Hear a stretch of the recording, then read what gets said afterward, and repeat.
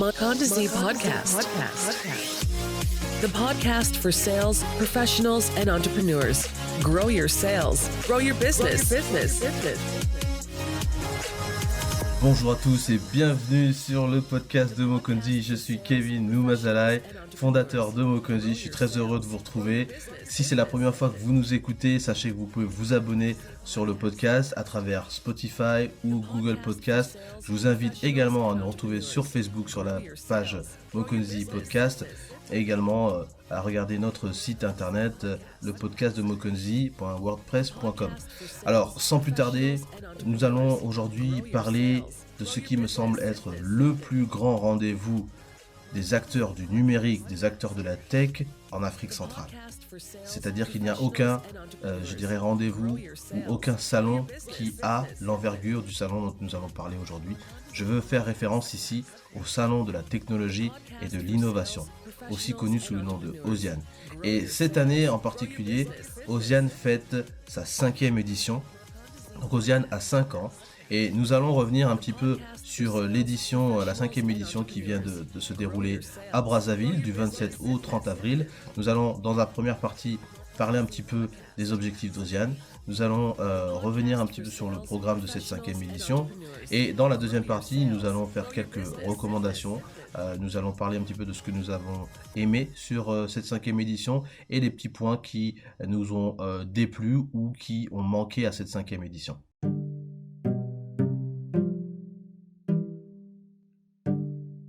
Dans cette première partie, nous allons donc revenir un petit peu sur OSIAN, sur ce salon de la tech, ce salon du numérique qui s'organise donc tous les ans à Brazzaville, un salon qui est très important pour non seulement les acteurs du Congo qui sont présents dans la tech, mais également aussi pour tous ceux qui sont dans les pays autour, puisque l'objectif annoncé à travers ce salon, c'est quand même de favoriser la rencontre des différents acteurs.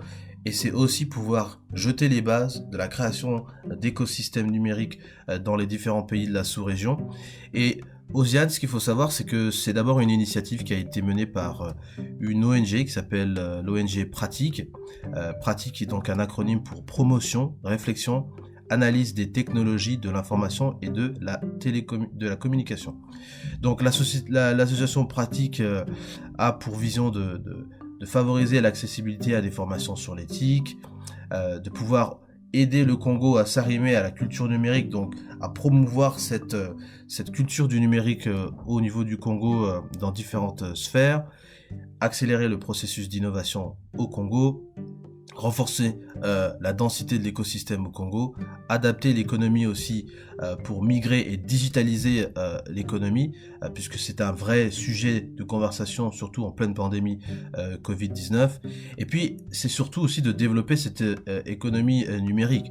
Quand on parle d'économie digitale aujourd'hui, comme toute économie, comme tout secteur, il faut la développer, il faut créer des chaînes de valeur. Et donc, c'est ce que l'association Pratique se donne comme vision et comme mission pour ses activités au Congo.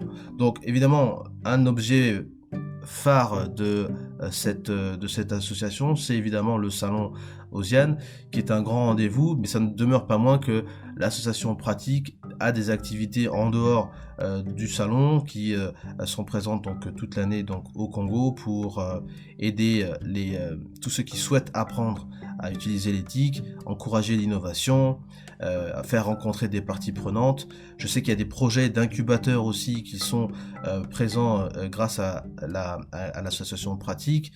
Et puis c'est aussi de travailler sur des projets qui sont déjà engagés, puisque il faut savoir quand même que le Congo ne part pas de rien. Il y a eu beaucoup de choses qui ont été faites, il y a eu beaucoup de réalisations, beaucoup de chantiers qui ont été menés, et on va mentionner ici le projet Africa Backbone qui a pu permettre à un certain nombre de pays africains de se raccorder à la fibre optique et d'être connectés à Internet. Mais tout ça, ce ne sont que, je dirais, des bases qui permettent justement de construire et puis d'aller plus loin. Et évidemment, l'association Pratique, et on le retrouve aussi avec le salon OSIAN, a aussi pour but de pouvoir encourager et d'identifier des champions de solutions numériques. Et je crois que nous retrouvons ce message un petit peu dans différentes strates. C'est une vision qui est aussi partagée avec des sociétés publiques et aussi au niveau du gouvernement congolais, de pouvoir développer et de créer des champions dans l'économie. Puisque quand on parle de modèle de réussite, on parle aussi de champions. On parle d'entités qui sont capables et qui sont solides de pouvoir fournir aussi des services et des biens de très bonne qualité et qui arrivent aussi à compétir avec d'autres structures. Voilà en quelques mots l'association donc pratique. Je vais évidemment mentionner le fait que il y a aussi beaucoup de partenariats qui sont noués avec le régulateur des télécoms qu'on appelle l'Agence de régulation des postes et des télécommunications, l'ARPCE. Vous avez également le PNUD, vous avez l'Africa FinTech, Hub Africa. Vous avez pas mal de partenariats qui ont été scellés. Donc Osiane c'est devenu, je dirais, ou plutôt l'association pratique avec ce salon est devenu, je dirais, vraiment un poids lourd dans le secteur de la tech. C'est devenu indéniable. Et pour ceux qui suivent un petit peu l'agenda des Nations Unies, vous allez aussi certainement vous poser la question concernant les objectifs de développement durable, les fameux ODD, notamment les ODD numéro 9 et 17, qui sont donc l'industrie, l'innovation et l'infrastructure, sur lequel justement l'association pratique s'engage avec l'appui du PNUD. Et puis vous avez l'ODD numéro 17, qui est justement pour favoriser les partenariats pour la réalisation des objectifs de développement durable. Voilà, donc ça c'est un petit peu, je dirais, une manière de présenter l'association pratique. Ce qui nous intéresse nous aujourd'hui, c'est le salon Osiane, donc ce salon qui existe donc depuis 2014 sous l'impulsion de l'association pratique et qui fête donc cette année en 2021 ses 5 ans. Alors Osiane c'est un acronyme, c'est ce qu'il faut d'abord savoir. C'est un acronyme qui veut dire opportunité pour la lettre O. S pour service, I pour innovation, le A pour accessibilité, le N pour numérique et le E pour entrepreneuriat. Donc c'est un petit peu une chaîne qui lie toutes ces lettres et tous ces mots les uns avec les autres et qui, je pense, vous donne une meilleure approche, une meilleure perspective de l'ambition d'Osiane, puisque créer des opportunités, découvrir des services, mettre en avant donc l'innovation, donner la possibilité aux différents acteurs d'avoir accès aux écosystèmes qui sont créés et aux services qui sont justement mis à disposition des différents usagers, développer le numérique et donc l'économie digitale, l'économie numérique au sein du Congo, mais au sein de l'Afrique centrale. Et puis évidemment, c'est la partie qui nous intéresse le plus, je dirais, c'est la dimension entrepreneuriale, puisque les startups qui évoluent dans le numérique sont celles qui vont faire l'écosystème de demain, sont celles qui vont contribuer à apporter des innovations, apporter de nouveaux services et qui vont justement être les moteurs de cette économie numérique. Donc c'est très important de mettre les entrepreneurs au cœur de la réflexion et je crois que quand vous lisez un petit peu les éléments qu'Osiane propose, vous vous rendez compte que c'est leur ambition. Alors je vais juste donner quelques chiffres pour continuer un petit peu cette présentation. Osiane en 2017, donc c'était 2000 visiteurs, 37 exposants et 70 intervenants. Et en 2019, ils étaient déjà à 7000 visiteurs, 49 exposants et 80 intervenants. Donc en l'espace de 2 ans, ils ont fait énormément de choses. Alors évidemment, en 2020, la pandémie a été, je dirais, au fort ou au sommet de son art. Et c'est vrai qu'on n'est pas encore sorti de là. Mais on espère que pour l'édition de 2021, les chiffres soient quand même aussi bons que ceux de 2017 quand ils ont commencé. Toujours est-il que c'est un exploit que d'organiser un salon de cette envergure, de faire venir différents acteurs de la sous-région, parce que moi qui ai travaillé dans l'événementiel, je peux vous dire que organiser un événement avec des autorités, avec des personnes qui viennent de l'étranger, c'est pas coton du tout. C'est vraiment quelque chose très intense, de pas facile à faire. Mais au fur et à mesure que vous le faites, voilà, les choses deviennent de plus en plus simples. Il y a des automatismes qui se créent. Et puis, les acteurs qui ont l'habitude de venir vous font de plus en plus confiance.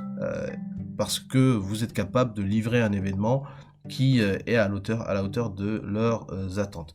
Alors, on voudrait aussi profiter pour saluer le président de l'ONG Pratique, Monsieur Luc Misidimbanzi, qui est aussi le conseiller numérique du Premier ministre de la République du Congo.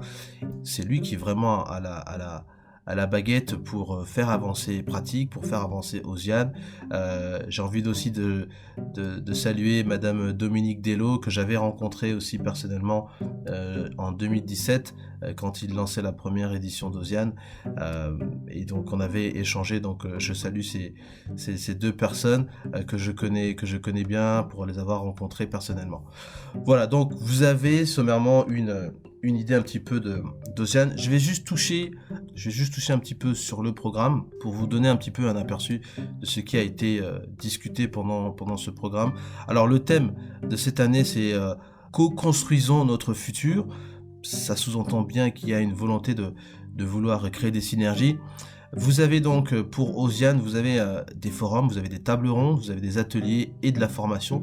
Donc c'est vraiment quelque chose qui est très interactif à mon sens, puisque les ateliers et les formations sont vraiment des moments où les participants, les visiteurs vont pouvoir aussi s'impliquer. Et ça, je pense que pour tout événement, on a besoin de ce genre d'activité. Et puis des tables rondes, parce que bon, il faut bien que les gens discutent et exposent quelques idées. Alors effectivement, la dimension du financement, c'est un thème qui revient très souvent dans ce genre de conférence, parce que il faut de l'argent pour financer les infrastructures, il faut de l'argent pour structurer les acteurs qui veulent participer à la construction de l'écosystème. Donc vous avez beaucoup de thèmes qui ont parlé de ça, mais vous avez des thèmes beaucoup plus techniques comme des ateliers sur le design thinking, des ateliers SAP, vous avez également un atelier sur le UI design et les outils prototypes. Vous avez, alors c'est important à noter que vous avez aussi la participation donc de partenaires assez importants, notamment Facebook qui a pu dépêcher des éléments donc de la société sur le Congo. Vous avez le groupe Vivendi qui est très présent au Congo, qui est partenaire officiel donc de cette 5e édition. N'est pas coutume, vous avez donc le directeur de Énergie électrique du Congo, qui est donc le fournisseur d'électricité au Congo, qui était présent et qui est partenaire aussi de cette édition, ce qui est assez intéressant, et ça montre un petit peu l'évolution d'Osiane, parce que quand vous regardez les difficultés qu'ont certains entrepreneurs, notamment dans la tech, et je dirais même dans d'autres secteurs, l'électricité est un vrai problème. C'est un vrai casse-tête, parce que quand vous voulez investir, vous êtes obligé de prendre en compte cette faiblesse en termes de qualité d'électricité et en termes d'offres d'électricité. Donc vous devez penser à acheter des générateurs, à comptabiliser aussi la maintenance de ces générateurs, à acheter du carburant. Tout ça, ce sont des coûts supplémentaires et qui peuvent aussi rendre votre investissement moins attractif, parce que vous devez chercher à pallier un certain nombre de difficultés que vous allez avoir sur le terrain, notamment en termes d'électricité. Il y a des ateliers sur l'intelligence artificielle aussi que je vois. Vous avez aussi un atelier qui s'est fait, je crois, sur la mode et le numérique, donc quelque chose qui est aussi, je pense, très intéressant, et on a envie aussi de faire un petit clin d'œil à tous ceux qui sont impliqués donc dans ces filières artistiques et qui ont aussi souffert pendant la pandémie. Voilà un petit peu ce qui résume, je dirais, Osiane pour cette première partie. Et dans la deuxième partie, on va essayer de faire quelques recommandations sur la base donc des éléments qu'on vous a présentés.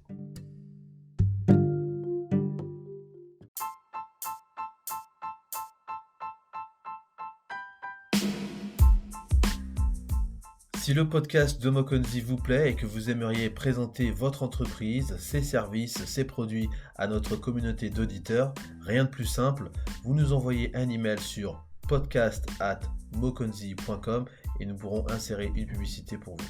Merci beaucoup.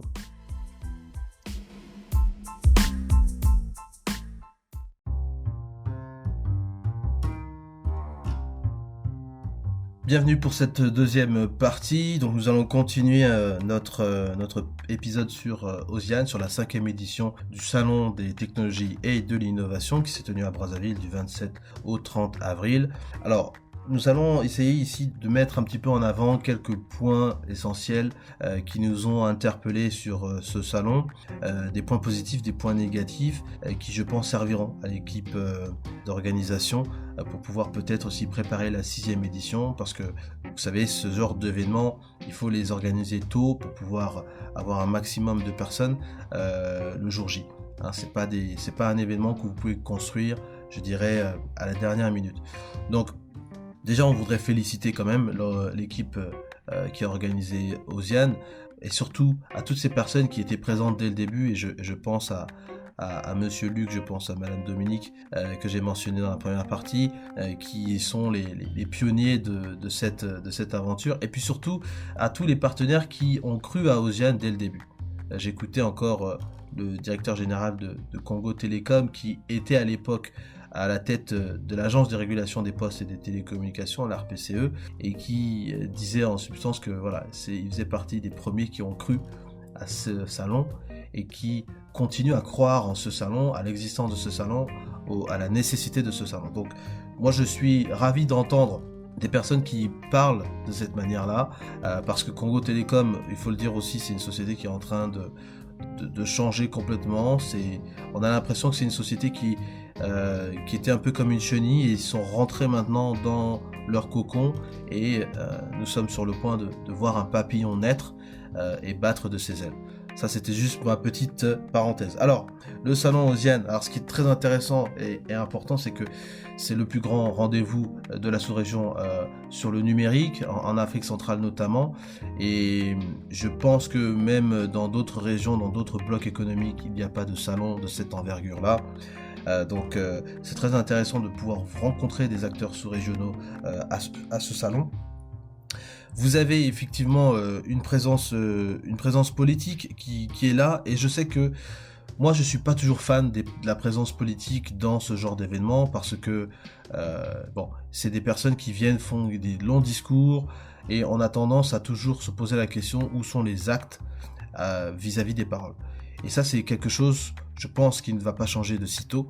Cependant, il faut quand même reconnaître une chose, c'est que sur le salon Osiane, sur la dynamique qui a été impulsée concernant le numérique, l'évolution des écosystèmes numériques, des économies digitales au Congo, il y a quand même énormément de choses qui ont été faites. Et ça n'aurait pas pu se faire s'il n'y avait pas eu de volonté politique. Donc, je pense ici que si on a l'habitude de décrier et de dire il n'y a pas de volonté politique au Congo, et peut-être de manière générale en Afrique, il faut quand même prendre l'exemple d'Osiane comme étant un exemple de volonté politique. Ce n'est pas qui peut lancer un salon de cette envergure. Moi, je vous le dis parce que j'ai organisé des salons de 3 jours avec des autorités politiques dans différents pays en Afrique, et je peux vous dire que c'est pas quelque chose de facile à faire. Ça prend énormément de temps.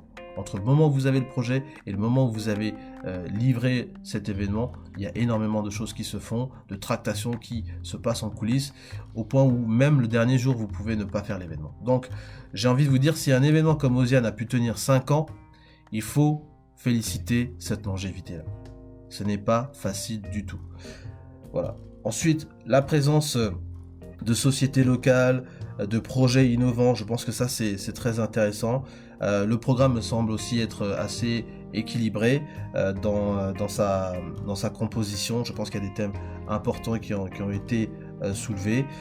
On doit apprécier aussi la présence de la Société électrique du Congo, parce que je crois que cette société a un rôle majeur à jouer. Et je reprends encore les mots du directeur général de la Société Congo Télécom, Yves Castanou, qui paraphrasait en quelques mots la vision du chef de l'État, qui était de développer des champions dans différents secteurs. Et je crois que l'attention se pose surtout sur les sociétés publiques. Évidemment, on aura des champions, des modèles de réussite dans le secteur privé, mais il faut que déjà au niveau public, il y ait des champions. Et Congo Télécom a bien compris ce message, et le directeur est en train de mettre tout en œuvre pour pouvoir atteindre cet objectif. Donc, il en va de soi, à mon avis, pour l'électricité, pour l'eau, pour aussi le secteur du transport, maritime, ferroviaire, aérien. Je pense qu'il y a un vrai travail à faire à ce niveau-là. Et puis d'autres sociétés qui sont aussi publiques ou qui ont une autonomisation doivent aussi suivre et enclencher ce pas-là. Ensuite, moi, il y a un point qui m'a intéressé, c'était surtout le fait que, je l'ai mentionné tout à l'heure, mais Ozian, c'est un salon qui existe depuis déjà 2014. Vous êtes sur la 5e édition ici en 2021. Mais c'est surtout que la conversation sur le numérique, sur l'importance du numérique, n'a jamais été aussi importante que maintenant. Et le fait de continuer cette conversation, le fait de toujours remettre ce sujet sur le tapis comme étant un sujet prioritaire, je pense que c'est quelque chose qu'il faut féliciter. C'est quelque chose qu'il faut féliciter parce que, on le sait bien, la tech crée des emplois, la tech permet de gagner du temps, permet d'économiser de l'argent, la tech permet d'aller beaucoup plus vite et d'être beaucoup plus productif également. Donc je pense qu'il faut féliciter le fait que ce salon permet de continuer cette conversation. Et que les personnes qui sont à la tête de gouvernements en Afrique centrale ou je dirais même de pays en général et qui ne sont pas très sensibles à la construction de leur écosystème doivent peut-être s'intéresser à ce qui se passe au Congo et prendre l'exemple du Congo comme étant, je dirais, un pionnier sur ce chemin-là. Et je pense que c'est comme ça aussi qu'on peut attirer les autres. Donc, garder cette conversation ouverte, je pense que c'est quelque chose de fantastique. Alors voilà un petit peu moi les points positifs que je retiens sur Ozian. Et il y en a certains qu'on a déjà mentionnés tout à l'heure. Là où je vais peut-être porter quelques points négatifs, et à mon avis ce sont des points à regarder et à identifier comme étant, je pense, des points de correction. Je vais surtout parler des acteurs qui doivent être présents à ce genre de manifestation, à ce genre d'événement. Je sais que les banques sont venues et quelques-unes ont pris des stands. Mais c'est vrai que les banques sont toujours difficiles à venir. Elles sont toujours difficiles c'est difficile de négocier avec les banques, c'est difficile de les faire venir. Et je crois qu'il y a un vrai besoin que le secteur bancaire, de manière générale, s'implique beaucoup plus dans ce genre d'événement. On ne peut plus être là en train d'avoir de longues conversations avec des banquiers, avec des assureurs qui n'arrivent pas à comprendre l'importance de leur implication sur des salons comme Ozian ou des salons qui touchent des entrepreneurs en particulier. Je crois c'est une vraie erreur de leur part que de ne pas s'impliquer davantage et de ne pas être aussi présent que des sociétés qui sont dans les télécoms. Moi, je ne comprends pas cette logique-là. Donc, je ne fustige pas Ozian pour ça, mais je dis simplement que tous les banquiers devraient être présents à Ozian et devraient se poser la question, quelle est la prochaine pépite de la tech au Congo ou en Afrique centrale sur lesquelles on peut peut-être miser un peu une partie de notre capital pour qu'on puisse développer des services. Je pense qu'il y a un véritable travail à faire là-dessus. Ensuite, il y a des sujets qui ont manqué pendant cette édition et je pense notamment au sujet des crypto-monnaies. Je pense qu'il y a un vrai sujet à aborder avec les crypto-monnaies. Pourquoi ? Parce que au-delà du fait que les crypto-monnaies ont des utilisations diverses et variées, que ce soit pour l'utilisation d'un réseau, que ce soit pour des transactions, que ce soit pour, je dirais, apporter une solution concrète à des acteurs qui sont dans ce milieu, il nous faut parler des crypto-monnaies. Les crypto-monnaies maintenant existent depuis quelques années, elles sont dans les conversations de tous les grands banquiers, de tous les grands financiers du monde. Vous avez des gens comme PayPal, vous avez des gens comme Visa, Mastercard qui sont déjà en train d'accepter le Bitcoin comme étant un moyen de paiement.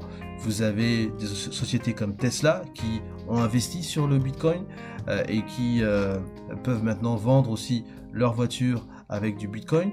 Et puis vous avez des institutions comme la Banque centrale chinoise qui a développé son yuan digital pour pouvoir digitaliser aussi son économie. Et certaines entreprises chinoises sont déjà en train de payer des salaires en yuan. La Banque fédérale américaine est en train de se poser la question là-dessus. Et puis surtout, moi ce que j'ai envie de dire, c'est que vous avez des projets de crypto-monnaies africains qui sont en train d'être développés et qui sont déjà accessibles et qui sont aussi importants. On a besoin de mentionner ces projets. Je pense notamment à un projet qui s'appelle Odua Coin, et puis un projet aussi qui est porté par la star du rap R&B américain, Akon, qui s'appelle le Acoin. Donc ce sont des projets africains qui existent et qui s'appuient sur des infrastructures existantes. Donc je pense que voilà des thèmes qui auraient pu être discutés. Il y a évidemment le thème de blockchain qui est intimement lié aux crypto-monnaies, puisque les crypto-monnaies utilisent un système blockchain pour la plupart d'entre elles. Et la technologie blockchain, je pense qu'on en a besoin. Il fut un temps où au Congo on parlait beaucoup de biométrie, d'utilisation du numérique pour pouvoir être efficace dans la traçabilité des données, la traçabilité d'un certain nombre d'outils, de services ou de biens. Je pense qu'on a besoin aussi maintenant d'avoir une conversation sur le blockchain, que les acteurs au Congo qui commencent à travailler sur le blockchain soient présents et qu'on puisse utiliser ce genre de technologie.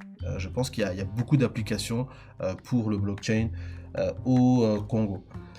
Ensuite, et je pense que c'est un peu dans mes recommandations, je pense que l'événement Oziane ne peut pas continuer à être juste au Congo. Je pense qu'il doit y avoir un moment où, si cet événement reste au Congo, effectivement, il faut qu'il trouve le moyen de pouvoir exporter et d'aller voir d'autres nations. Je pense qu'il y a un besoin d'aller aussi un petit peu à l'extérieur et de confronter les entrepreneurs congolais de la tech à ce qui se fait de mieux en Afrique. Je pense que c'est d'abord un des enjeux, et qu'il y ait des ponts avec tous ces acteurs ou toutes ces communautés du numérique en Afrique, des ponts qui soient beaucoup plus forts que maintenant, parce que je sais bien qu'il y a des entrepreneurs africains, d'Afrique de l'Ouest, d'Afrique de l'Est, qui viennent et qui participent régulièrement au salon Oziane, mais il faut que ça soit beaucoup plus important que ça. Je crois que si la vision d'Oziane est d'être établie comme étant un événement incontestable sous-régional, il va falloir créer des passerelles, créer, je dirais, des ponts avec d'autres pays qui sont aussi impliqués dans le numérique. Je pense au Rwanda, mais je pense aussi à l'Afrique du Sud, je pense au Maroc, je pense à ces pays-là qui ont un peu plus d'indépendance aussi dans l'implémentation du numérique chez eux, et qui sont un peu plus avancés également. Donc je pense qu'il y a vraiment beaucoup de choses à faire à ce niveau-là. Donc avoir cette idée de s'exporter, je pense que ça serait fantastique de créer de véritables voyages d'affaires avec des entrepreneurs de la tech au Congo. Je pense que ça, c'est quelque chose à identifier et autres. Alors je sais que cette année, c'était un peu trop court peut-être pour eux, mais on espère vraiment que pour la 6e édition, les choses seront mises en place. Ici, j'ai envie de parler du FIGA. On a fait des épisodes sur le podcast concernant le FIGA. Alors le FIGA, pour ceux qui ne connaissent pas, c'est le fonds de garantie qui a été ouvert par le gouvernement du Congo pour pouvoir aider des entrepreneurs à présenter des garanties pour des prêts bancaires auprès des banques au Congo. Donc c'est vrai, quand vous avez besoin d'emprunter, un banquier va toujours vous demander combien vous avez besoin, comment vous comptez rembourser et quelles sont les garanties que vous apportez pour pouvoir rembourser le prêt. Ce sont à peu près les éléments qu'un banquier vous demande, et donc le FIGA va venir pour soutenir ces entrepreneurs. C'est une institution donc, qui a été ouverte en début d'année et qui n'a pas encore véritablement été opérationnelle, puisque beaucoup de choses étaient encore en attente. Donc en espérant que d'ici un an, les choses soient mises en place, qu'il y ait un cadre très clair sur comment chaque entrepreneur pourra utiliser le FIGA et déposer son dossier. Et je pense qu'on reviendra sur cet aspect-là en ayant plus d'informations sur le FIGA. Mais toujours est-il que pour la 6e édition, je pense qu'il faut que le FIGA soit présent, qu'il soit partenaire de cette édition pour présenter correctement leur plan et comment ils vont aider les entrepreneurs. Le dernier point que je voudrais mentionner ici, c'est évidemment certaines communautés présentes au Congo qui, à mon avis, devraient être des communautés test pour pouvoir aussi vulgariser l'utilisation du numérique. Et je pense notamment aux professions libérales et aux indépendants. Spécifiquement dans ces professions libérales, je pense aux médecins, je pense aux avocats, et je pense aussi aux artistes. notamment aux musiciens. Alors on sait, pour les musiciens, la période de Covid a été difficile parce qu'ils n'ont pas pu faire de concerts, et développer un engagement avec leurs fans sur les réseaux sociaux a souvent été la seule manière de pouvoir continuer à être actifs, même si certains ont pu enregistrer, certains ont pu continuer à travailler sur des projets, etc.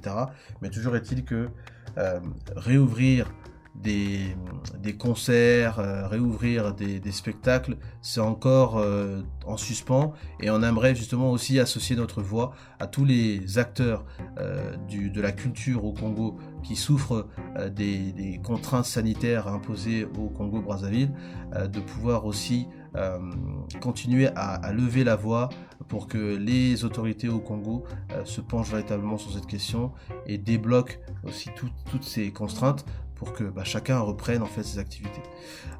L'autre aspect, c'est aussi les médecins.